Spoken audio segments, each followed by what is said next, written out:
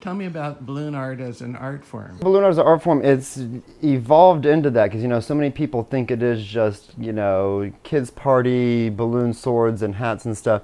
And so to get to use multiple balloons, I guess, and different techniques and so many different color palette options, it really has grown into a fine art for a lot of people because all these high-end events and all these, weddings and hell, there was even balloons at the Oscars this year. It's got this whole different perceived value of that they're not just helium balloons from Party City, that there's a whole art form that kind of goes behind them now. Well, and it really does tag in with like photography, because if we don't get the right shot at the right time, or if we don't record, basically get a good photo of what we've produced, then it's lost forever. So it's a lot like a florist. Now that we've been working with more and more florists, it's very similar because it's like you do all this planning, but then when you go to put the pedal to the metal, you got to make sure it looks really good, and you're staging it for these picture perfect moments for people to remember a lifetime. That's what they're really going for. And that's what I think the cool thing about balloons is. There's all these filters and things on Snapchat and Instagram that you can fake put things into your picture and color and confetti and all these things.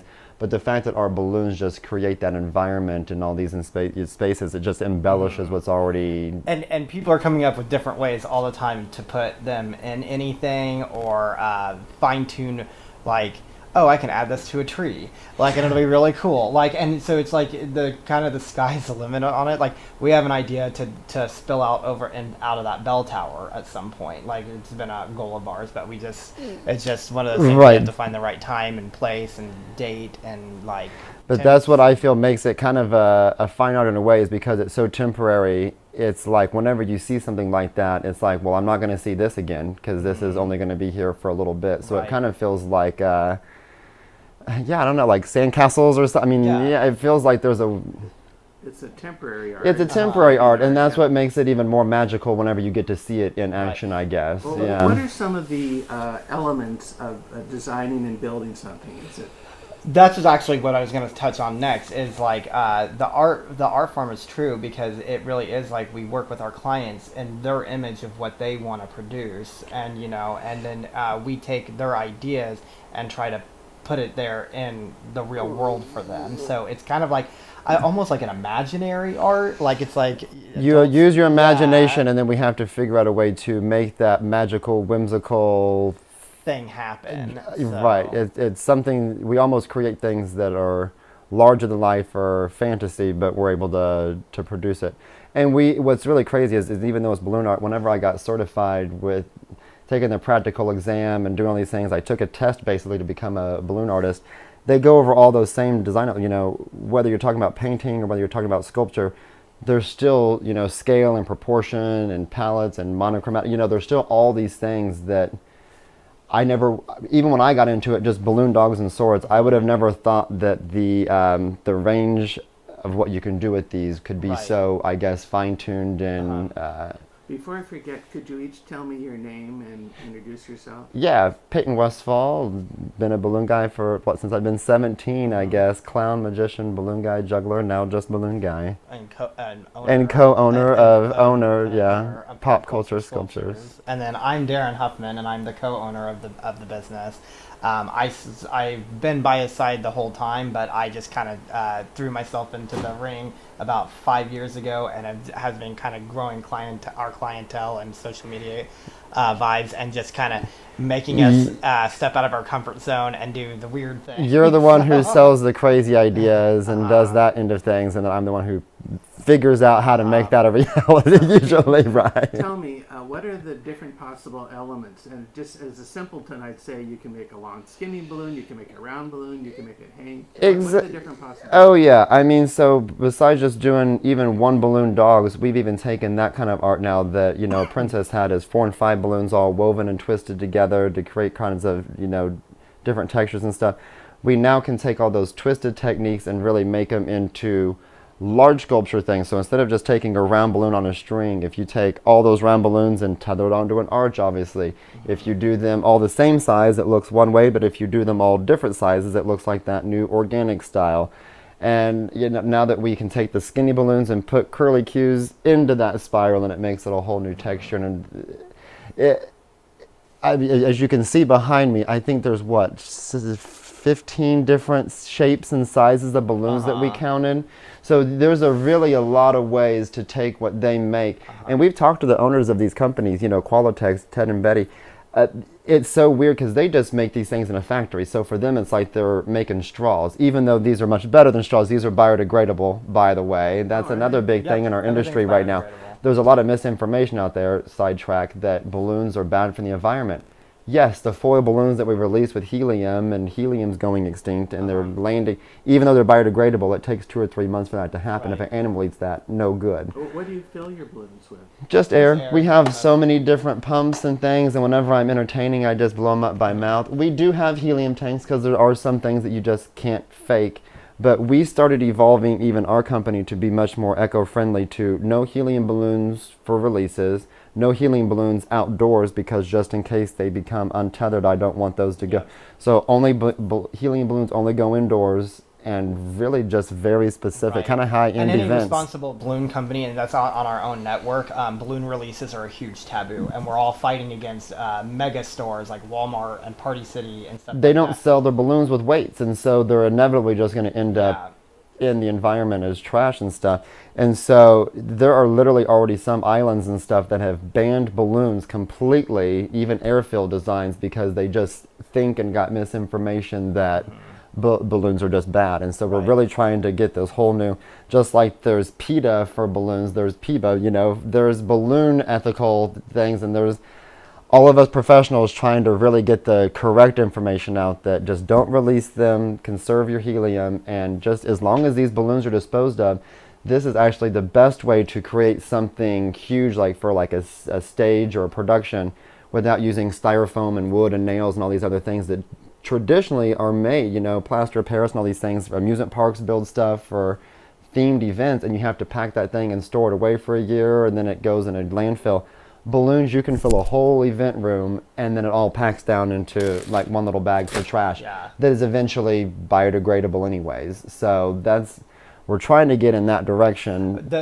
We can almost guarantee that the bar that's at the event is producing more trash or waste than we are. Absolutely. We've seen that many times. All these bars at the end of an event for 100 people, you've got 4 or 5 bags of trash, of bottles and cans and all this stuff that's going to landfill. Our whole thing would have been filled with balloons, and it all just... How are balloons interactive? I guess one way is you can wear them as clothes. Wear them, performing with them in a way, you know, models wear them around, we perform with them as far as me entertaining kids and telling jokes and things. Like the twisting aspect and stuff, because when we're making something in front of someone and giving it to them, that is an interaction. I don't understand this word that the kids are using these days, but it's satisfying. Like, it's really weird when they say like, oh, just sitting here watching you twist those dogs, I could just sit there and watch that all day. Just because there's something interesting, you know, when you watch somebody who's really good at cooking do their job, or you watch somebody who's good at painting do their job. We are used to it because we make balloons all the time, but we've had so many people say that just sitting there watching our fingers work and roll around the balloons in itself is like watching a musician play a piano or whatever the case is, which is cool for us to like, okay, then sit back there and enjoy. But so you told me yesterday twisting's okay and good. You want to do other stuff too, but I wasn't even aware of what's twisting. Yeah, twisting, you know, whenever you're Timmy's 5th birthday, I need somebody to come entertain the kiddos. Right, here, give me a balloon and we'll make me a dog clown. Mouth inflates. I can do the doctor tells me, you know, you're not really supposed to do that sort of thing, but what do they know? They only practice their jobs. All right, so that's kind of little techniques. So whenever a lot of balloon guys just sit there and they'll make, what do you want? There you go, what do you want? I really love interacting with the kids. So I sit there and play, two-legged dog, and maybe he gets special up-close parking spaces and all these little silly things. I got so good at making dogs out of balloons that my dog at home can finally twist humans, you know, that silly stuff. And what's funny is I sometimes feel like I get bored of my jokes, and then there's always some kid or somebody who will give you a little ammunition, and you're like, oh, now I'm going to run with that, and now I'm going to add that to my arsenal, you know? We're stupid, right? Like, I think it was your brother who also works with us, and the other day we were all twisting at a trunk or treat, and he was like, you know, I have the dream job for little girls. I get to do unicorn makeup and hair every day. Right. So what's so silly is these are meant for kiddos, but I tell you what, you get a couple of adults in a room that have had a couple of drinks in them, or They you're love at it. any type of wedding event or something, and it just starts getting, it just changes the atmosphere of the party The- because you can't be too serious, you know? It kind of is that icebreaker for a lot of events. When we were at the National Barbie Convention, which those guys are crazy awesome. It's They're, interesting. they're interesting. This is pretty much all we made. Like they did a whole sock hop theme, and we just all these ladies were coming up. Here, give me one more. I'll show you what the ladies really liked this one because ladies like jewelry. Oh, like a balloon. Yeah, just a 260. So we also have a whole weird lingo between us balloon artists because all these balloons are obviously called different things. The one that's up here and I use the most of for twisting is called a 260. If you were to blow that all the way up, it'd be 2 inches by 60 inches long. They make skinnier ones, 160s. I've got some 350s or big ones. I think a 350 is what I gave you to use there at the for the little sidetrack thing. So yeah. And then we've got, so there's just so many sizes. This is a little 5-inch. They make 11-inch. They make 16-inch. I've got some 3-footers over there. I just showed you this dude a second ago that, man, this is the one you can climb inside of. This is like an 8-foot balloon. Right now it looks like a big whoopee cushion. Oh, wait, I'm starting to make another poodle. We're making something else. Hang on. Tell me about your shirts. So we love, we've seen so many balloon artists just kind of show up and just be, here I'm Joe Schmo and I do balloons. We really like that. We both work for corporate places a lot in our life, so we really try to get a little bit of a brand going, I guess. So our friend, so we have our balloon aprons, and so many people compliment all the nozzles and how it looks like a rainbow that we had a friend take a picture of that and then design some shirts for us to wear.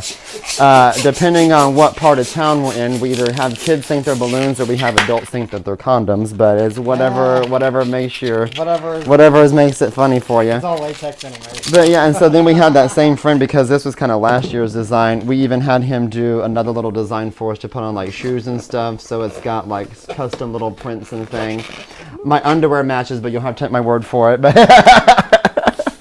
So ladies, they love these. These are clip-on earrings that you can put on, right? my Aren't those word. adorable?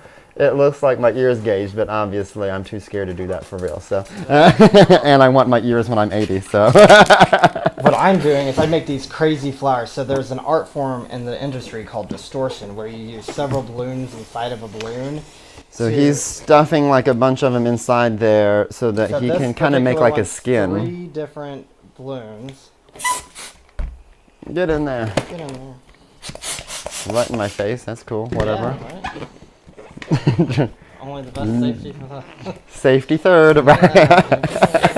And then so it can vacuum seal, and I can create. So then he these can make crazy like petals. flower petals and stuff. That looks really, so it makes like a skin around the outside almost. They're really cool. Mm. But people can create whole faces and bodies and everything doing this method. It's nuts. Like they look like real people. So of all the different balloon disciplines, I guess I would say, there are some around the world that focus only on some things, only on twisting, only on decorating, classic decor, organic decor, distortion. We really try to dabble in everything just because we're so fascinated by all of it. So we're kind of a jack of all trades within the balloon industry because the way we can blend all the different techniques together. And there's a lot of times like we'll work with event spaces and things like that in the city to just try out new things with no pressure. And it's like, okay, well, we're going to try this round and see if it's something We that trust you, right. Yeah, and we've never had anything like not look good, but it's I like, feel silly wearing it's, these it's definitely one of those things like we can kind of go in with a different mindset with these spaces that haven't had anything like this and be like, well, I'm not going to do what I've already done before. I'm going to do something new here and really go all out. But that really ties into the whole, like, people think they have this predetermined, oh, this is what balloons means to me. It means balloon bouquets, or it means those arches you see at car commercials, or it means twisting balloons at a party.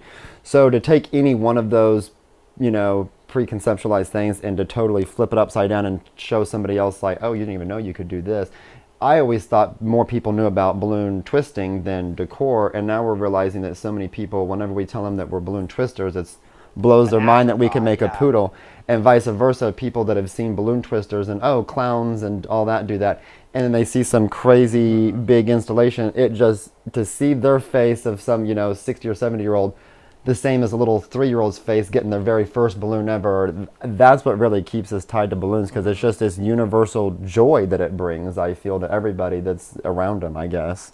Would you say a lot of your work are sculptures? Yeah, that's why we called ourselves pop culture sculptures, because whether we're twisting I like pop culture references when I'm dealing with kids. I try to make them the Mickey Mouse or the We have a Teenage lot of Mutant like the Turtles. conduits and like our structures that we work with that we can attach. That's how we get different things to shapes and really stuff. take on these installations and maintain the shapes that we want. And so one of the most recent ones we just did around Halloween, we had a friend of ours who was like, okay, I've got a budget, I want to throw a party, and I want my backyard to look like, Edward Scissorhands, crazy Tim Burton sculptures and all this and that. So we were like, well, we can definitely handle that for you. So we did these big spiral things, and I mean, yeah, it looked like didn't even this look real. fine art I stuff was in the back of her yard, right? It was like one of those things like him and Tim were both twisting, and he bent out my structures for me, and then I just kind of went to town, and they both got in. And when you can surprise the other artists on the team, it's like, okay, we've got something. Right, because it all looks one way on paper, but then to be in it in 3D and walk around it and underneath of it is what really makes it crazy. So of course, and then she was like talking about the squirrels being on her sculptures outside, get off my sculptures. And that's what we really thought, this whole Beetlejuice kind of funny thing with that deal, like my sculptures are dangerous. And speaking of Beetlejuice, what's really funny, there's another theater troupe in town, not here at the Arts Asylum, called Late Night Theater, and they really camp and spoof up really weird things. So they'll take things that are opposite and put them together. And they did Beatles Juice, so they did like the Beatles music and told the story of Beetlejuice, using all that music. And they were like, "How are we going to do sandworms? And how are we going to do Delia's sculptures? And how are we going to do a 5-week run and all?" So they contacted us, and we did sculptures for them for their sandworms and for Beetlejuice to be on a snake body. And we did the big sculpture that ends up grabbing her, at the end when it comes to life. So it actually had like opposable. Oh yeah, we had to build that so it could be like a puppet for them. And that's really when we started, that was probably 4 or 5 years ago. And that's when we really started getting excited for ourselves, like, whoa, balloons can be so much more than just handing them out at a party. They can really be interactive in theater productions and plays.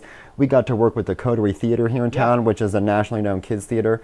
They did Beat Bugs, another Beatles thing, randomly lots enough. of Beatles. Every time we do theater stuff, it seems to be Beatles and trippy stuff. Imagine that. Well, when you have a client and you're talking about a project, do you sketch it out for them? How's Sometimes. that work? Most of the time we do. Whenever it's kind of a certain level or it's like a big milestone thing or some big event that's like, we're having our big company's 30th anniversary. We really try to make sure that we have all of the ducks in a row and then all the I's are dotted and T's. They have a new program that I have right now that I can take a picture of the area that we're decorating. I can literally layer on the balloons and just be like, this is what it's pretty. This is pretty much what it's going to look Something out on the computer. It's like a really little cool. rough So I have, draft. some side by sides that I have that are like, whoa, like this actually helps me even figure Right. out exactly how to go about this project. Now I tell you what though, a lot of times when a kid comes up and they're like, "Can you make me?" And it's like, "Oh, I try to keep up on cartoons, but man, I've never heard of that character. But can you make it for me, please?" And so it's like, you're trying to sit there and kind of make it up on the spot or whatever. And I would say, 95% of the time, it's like, "Oh, cool. Can I take a picture of that too?" And then every once in a while, of course, it's kind of like, luckily you're 3 because you don't really care what this looks like, So that's when the fine art of it's kind of like, well, at least I try, it's like you can't ask an artist sometimes to just on the fly do something. But that's so what's weird about balloons is that unless it's on paper and being sketched out, or Quick thinking. a lot of times, in these competitions, people will literally build things out 3 or 4 or 10 times because you just have to get better and better at your techniques and what sizes you want to use and go, all right, we built it once. I don't like how big the eyebrows are on the teeth. So let's try that again, but scale those back. So it really is just trial and error until you finally get the right one. I've probably made 2,000 or probably more than that over the years I've been doing balloons. That's why I finally just had these proportions to this guy. I could probably do this guy blindfolded if I needed to, Well, so if people are interested in contacting you, what's your contact info? PopCultureSculptures.com, Pop Culture Sculptures on Instagram and Facebook. All the Yeah, Pop Culture Sculptures, just look up KC. Follow KC us. Pop We always Balloons. are posting really cool things. Like we really are trying to be trendsetters in Kansas City of showcasing what like where we compare to on a world level, and showcase that the Midwest and the United States has a place in the balloon world, because right now it really does seem like everything's coming from overseas. It seems like it's all these overseas things that are really making it trendy. So it really feels good to get the Midwest on a trajectory of appreciating high-end and finer things, I guess. Definitely. Right, absolutely. Well, I really appreciate the interview. Well, thanks. Can you pop something? Oh, to pop something, pop the poodle on my head. Maybe. Hey, You got a haircut. Thank you. Oh.